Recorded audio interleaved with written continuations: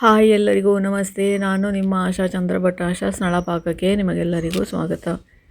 ಇವತ್ತು ಒಂದು ಸ್ವಲ್ಪ ಹೌಂಡ ಬಾಳೆಕಾಯಿ ಅಂದರೆ ಪದಾರ್ಥ ಮಾಡ್ತೇವಲ್ಲ ಆ ಬಾಳೆಕಾಯಿ ಒಂದು ಸ್ವಲ್ಪ ಉಂಟು. ಬಾಳೆ ಗಿಡ ನೋಡಿ ಬಿಸಿಲಿಗೆ ಮುರಿದೋಗಿದೆ. ಹಾಗೆ ಅದನ್ನು ಕೊಯ್ದು ಇವತ್ತು ಸಾಯಂಕಾಲದ ಕಾಫಿಗೆ ಒಂದು ಸ್ನ್ಯಾಕ್ ಮಾಡುವ. ನಿಮಗೆ ಮಾಮೂಲಾಗಿ ಬಾಳೆಕಾಯಿ ಚಿಪ್ಸ್ ತಿಂದು ತಿಂದು ಬೇಜಾರಾಗಿದ್ದರೆ ಈ ಥರ ಒಮ್ಮೆ ಖಂಡಿತ ಟ್ರೈ ಮಾಡಿ ನೋಡಿ. ಇದಕ್ಕೆ ಈ ಬಾಳೆಕಾಯಿ ಆಗ್ತದೆ, ಇಲ್ಲಾಂದರೆ ನಾವು G9 ಅಂತ ಹೇಳ್ತೇವೆ ಆ ಬಾಳೆಕಾಯಿ ಕೂಡ ಆಗ್ತದೆ. ಇದಕ್ಕೆ ನಿಮಗೆ ಯಾವುದೇ ಅವೈಲೇಬಲ್ ಇದೆ ಅದನ್ನು ಮಾಡಿಕೊಂಡು ತಿನ್ಬೋದು. ಇದನ್ನು ಮಾಡಲಿಕ್ಕೆ ಜಾಸ್ತಿ ಸಮಯ ಏನು ಬೇಕಾಗೋದಿಲ್ಲ. ಒಂದು 10 ರಿಂದ 15 ನಿಮಿಷದೊಳಗೆ ಇದನ್ನು ಮಾಡಿಕೊಳ್ಳಿಕ್ಕೆ ಆಗ್ತದೆ.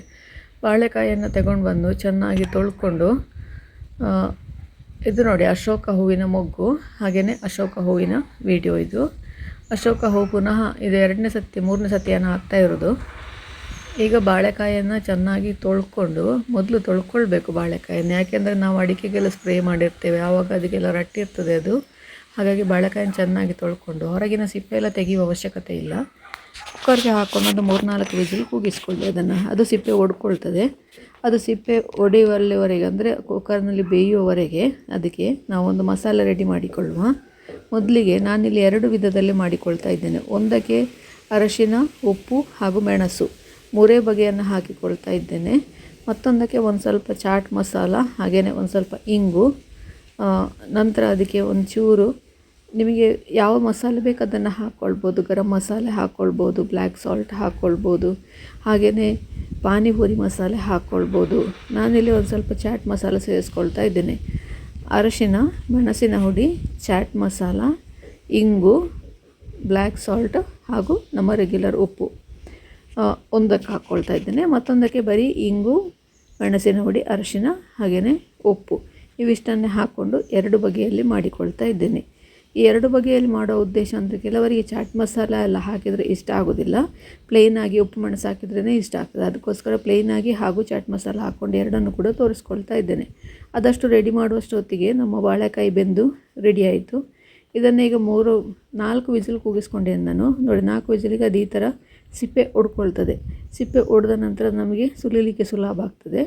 ಈ ಸಿಪ್ಪೆಯನ್ನು ಬಿಸಾಡೋ ಅವಶ್ಯಕತೆ ಇಲ್ಲ, ಇದನ್ನು ತಂಬಳಿ ಮಾಡ್ಬೋದು. ಈಗ ಇದನ್ನು ತೆಗೆದು ಸೈಡಿಗೆ ಇಟ್ಕೊಳ್ತಾ ಇದ್ದೇನೆ. ತಂಬಳಿ ರೆಸಿಪಿ ಆಮೇಲೆ ಹಾಕ್ತೆ ನಾನು. ಈಗ ನಾವು ಮಾಡ್ತಾ ಇರೋದು ಬಾಳೆಕಾಯಿ ಚಿಪ್ಸ್, ಹಾಗಾಗಿ ಅದರ ಬಗ್ಗೆ ಕಾನ್ಸಂಟ್ರೇಟ್ ಮಾಡುವ. ಈಗ ಇದನ್ನು ಅರ್ಧ ಇಂಚಿನಷ್ಟು ದೊಡ್ಡ ಹೋಳುಗಳನ್ನಾಗಿ ಮಾಡಿಕೊಳ್ಬೇಕು. ನೋಡಿ ಇಷ್ಟು ದಪ್ಪ ಇರಬೇಕು ಅದು. ನೀವು ಹಸಿಯೇ ಒತ್ತಲಿಕ್ಕೆ ಹೋದರೆ ಅದು ಹುಡಿ ಆಗ್ತದೆ. ಅದಕ್ಕೋಸ್ಕರ ಬಾಳೆಕಾಯನ್ನು ಬೇಯಿಸಿಯೇ ಈ ಥರ ಅರ್ಧ ಇಂಚಿನ ಹೋಳುಗಳನ್ನಾಗಿ ಕಟ್ ಮಾಡಿ ಇಟ್ಕೊಳ್ಳಿ. ಇದನ್ನು ಈಗ ಚೆನ್ನಾಗಿ ಒಂದು ಸತಿ ಫ್ರೈ ಮಾಡಿಕೊಳ್ಬೇಕು. ಒಂದು ಸತಿ ಫ್ರೈ ಮಾಡಿಕೊಂಡ ನಂತರ ಅದೊಂಚೂರು ಸಾಫ್ಟ್ ಆಗ್ತದೆ, ಆವಾಗ ನಿಮಗೆ ಪ್ರೆಸ್ ಮಾಡಲಿಕ್ಕೆ ಸುಲಭ ಆಗ್ತದೆ. ಈ ಥರ ನೋಡಿ ಒಂದು 5 ನಿಮಿಷ ಫ್ರೈ ಮಾಡಿದರೆ ಸಾಕು. ಇದನ್ನು 5 ನಿಮಿಷದೊಳಗೆ ಇದು ಫ್ರೈ ಆಗ್ತದೆ. ಇದನ್ನು ತೆಗೆದು ವಾಪಸ್ಸು ಬಟ್ಲಿಗೆ ಹಾಕ್ಕೊಂಡು ಅದನ್ನು ಒಂದು ಲೋಟದ ಸಹಾಯದಿಂದ, ತಳ ಫ್ಲ್ಯಾಟ್ ಇರುವ ಲೋಟದ ಸಹಾಯದಿಂದ ಈ ಥರ ಪ್ರೆಸ್ ಮಾಡ್ತಾ ಹೋಗಿ. ಎಲ್ಲವನ್ನು ಕೂಡ ಪ್ರೆಸ್ ಮಾಡಿ ನಂತರ ನಿಮಗೆ ಒಲೆಯಲ್ಲಿ ನೀವು ಎಷ್ಟು ಎಣ್ಣೆ ಇಟ್ಟಿದ್ದೀರಿ ಅದರಲ್ಲಿ ಎಷ್ಟು ಬೇಯ್ತದೆ. ನೀವು ಫಸ್ಟಿಗೆ ಹಾಕಿದಷ್ಟು ಈಗ 2ನೇ ಸತಿ ಹಾಕಲಿಕ್ಕೆ ಆಗೋದಿಲ್ಲ. ಫಸ್ಟಿಗೆ ನೀವು ಎಲ್ಲವನ್ನು ಒಟ್ಟಿಗೆ ಬೇಯಿಸಿದರೆ, ನಾನು 3 ಬಾಳೆಕಾಯಿಯದ್ದು ಮಾಡಿದ್ದೇನೆ, 2ನೇ ಸತಿ ಹಾಕುವಾಗ 2 ಈಕ್ವಲ್ ಪೋರ್ಷನಲ್ಲಿ ಅದನ್ನು ಪಾರ್ಟ್ ಮಾಡಿಕೊಳ್ಬೇಕಾಗ್ತದೆ. ನಾನು ಒಂದೂವರೆ ಬಾಳೆಕಾಯಿಯ ಸ್ಲೈಸನ್ನು ಇದಕ್ಕೆ ಹಾಕಿ ಫ್ರೈ ಮಾಡಿಕೊಳ್ತಾ ಇದ್ದೇನೆ. ಇಲ್ಲದಿದ್ದರೆ ಅದು ಸರಿಯಾಗಿ ಫ್ರೈ ಆಗೋದಿಲ್ಲ ಅಥವಾ ಕ್ರಿಸ್ಪಿನೆಸ್ ಬರೋದಿಲ್ಲ. ಕ್ರಿಸ್ಪಿನೆಸ್ ಬರಲಿಕ್ಕೋಸ್ಕರ ಅದನ್ನು ಈ ಥರ 2 ಪಾರ್ಟ್ಗಳಾಗಿ ಕಟ್ ಮಾಡಿಕೊಂಡು ನಾನು ಫ್ರೈ ಮಾಡಿಕೊಳ್ತಾ ಇದ್ದೇನೆ. ಇದಕ್ಕೆ ಫಸ್ಟಿಂದಕ್ಕೆ ನಾನೀಗ ಉಪ್ಪು, ಮೆಣಸು, ಅರಶಿನ ಹಾಗೂ ಇಂಗು ಇವಿಷ್ಟೇ ಹಾಕಿಕೊಳ್ತಾ ಇದ್ದೇನೆ. ನಂತರದಕ್ಕೆ ಚಾಟ್ ಮಸಾಲೆ ಸೇರಿಸಿದನ್ನು ನಂತರ ಹಾಕಿಕೊಳ್ತಾ ಇದ್ದೇನೆ. ಉಪ್ಪು, ಮೆಣಸು ಹಾಗೂ ಅರಶಿನ ಹಾಕಿದ್ದು ಕೂಡ ಆಸಮ್ ಆಗಿರ್ತದೆ. ಚಾಟ್ ಮಸಾಲ ಇಷ್ಟಪಡೋರು ಚಾಟ್ ಮಸಾಲ ಸೇರಿಸ್ಕೊಳ್ಬೋದು. ಇಲ್ಲಿ ನೋಡಿ ನಾನು 2 ಬೇರೆ ಬೇರೆ ಪಾತ್ರೆಗೆ ಹಾಕಿಕೊಳ್ತಾ ಇದ್ದೇನೆ. ಮೊದಲಿಗೆ ಬರೀ ಉಪ್ಪು ಮೆಣಸು ಹಾಕಿರೋದನ್ನು ಸೇರಿಸ್ಕೊಳ್ತಾ ಇದ್ದೇನೆ. ಇದನ್ನು ಹಾಕ್ಕೊಂಡು ಚೆನ್ನಾಗಿ ಅದನ್ನು ಮಿಕ್ಸ್ ಮಾಡ್ಕೊಳ್ಳಿ.